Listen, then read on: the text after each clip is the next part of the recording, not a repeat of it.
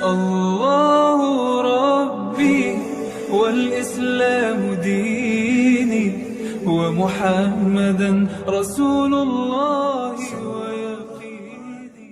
Ada satu perbuatan dosa yang pasti di dunia dirasakan. Apa itu? Durhaka pada orang tua. Orang yang durhaka pada orang tua, di dunia dia tetap dapat, di akhirat dapat sekali lagi. Itu janji Rasulullah SAW. Lama hidup banyak dirasa, jauh berjalan banyak dilihat, lama jadi ustadz banyak yang curhat. Maka tidak satu dua itu saya lihat dalam kehidupan. Hebat, rezeki banyak melimpah ruah, tapi jauh dari kebahagiaan. Apa sebab? Janji Rasulullah SAW. Orang yang durhaka pada orang tua di dunia sudah dapat, di akhirat dapat lagi, dapat. Di mana letak keadilan Allah? Kenapa di dunia sudah dapat, di akhirat dapat lagi? Yang di dunia itu baru DP-nya, di akhirat baru kau rasakan cash-nya. Oleh sebab itu jangan pernah melawan pada orang tua, jangan pernah melawan. Apapun kata dia, jurus menghadapi orang tua ini tidak banyak, 3 saja. Kalau dia marah-marah, kalau dia cerewet, kalau dia ngamuk-ngamuk, pertama diam. Pulang kampung marah dia. Saya bolak-balik kirim uang belanja, kenapa kamu IP-nya 2,0? Diam.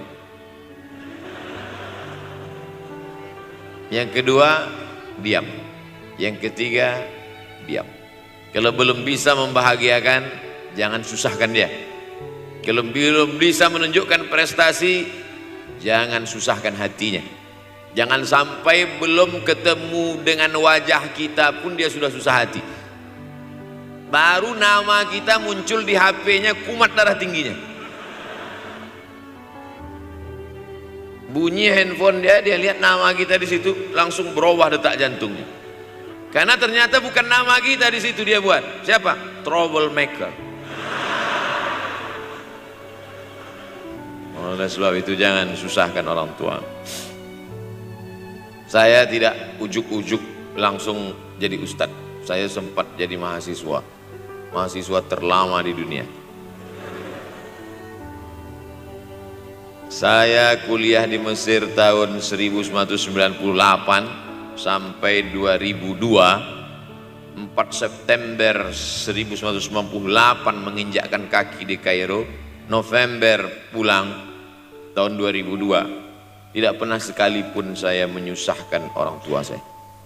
Tak pernah saya minta uang pada mereka. Sampai almarhumah emak saya bertanya, kau makan apa di sana? Makan nasi, saya bilang. Dari mana dapat uang? Beasiswa saya cukup, Mak. 162 pon. 50 untuk makan, 50 untuk rumah, tinggal 62. 20 dibagi lagi untuk ongkos, 20 untuk buku, 20 disimpan, mana tahu demam sakit nggak ada uang. Sampai pulang. Sampai akhirnya dia kasih tanya, gimana caranya ngirim uang supaya nanti di akhirat kalau Allah bertanya, pernah nggak ngirim uang? Pernah. Ya, saya tak mau menyusahkan. Saya menganggap kalau nanti saya minta hatinya susah, kalau nanti saya banyak minta saya tak bisa balas, maka saya bukan berarti mengajak adik-adik tidak minta uang. Saya paham tak semuanya dapat beasiswa, artinya minta. Cuman kalau minta ya pulang nanti sampaikan ke orang tua, saya sudah dengar ceramah Ustaz Somad, maka saya tidak minta lagi, Mak. Tidak.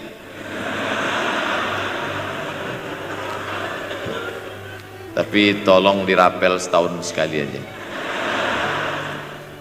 Kalau mau merasakan bagaimana sayang mereka, coba hilangkan sayangnya itu agak 1 bulan, 2 bulan, 3 bulan, itu baru terasa. Karena sifat manusia ini kalau sudah tidak ada baru terasa.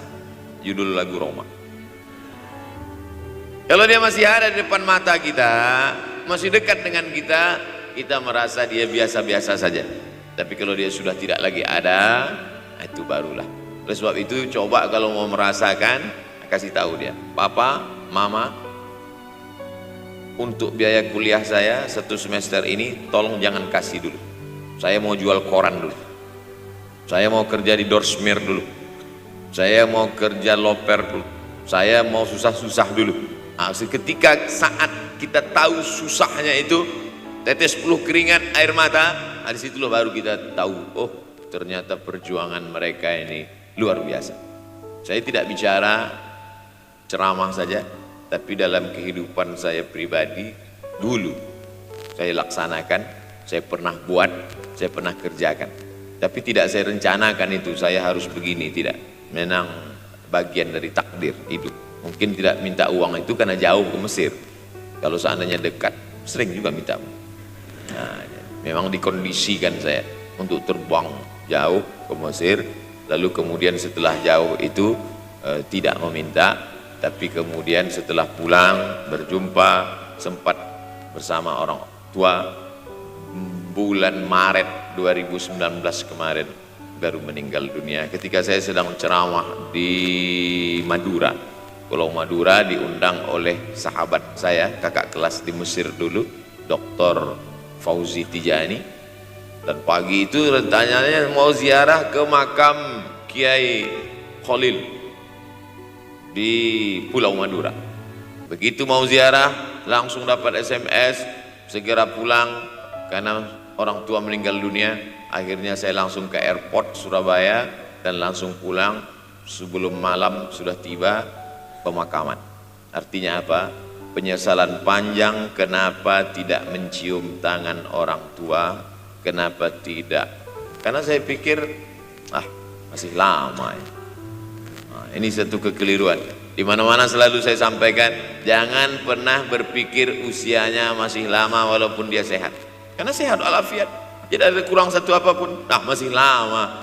Ternyata apa yang terjadi? Berangkat hari Sabtu, hari Ahad tausiah, hari Senin pagi, tanpa sebab, tanpa penyakit. Oleh sebab itu kalau masih hidup orang tuamu di rumah, pulang. Tapi jangan ini jadikan alasan. Besok nggak masuk kelas, gimana? Pulang semua.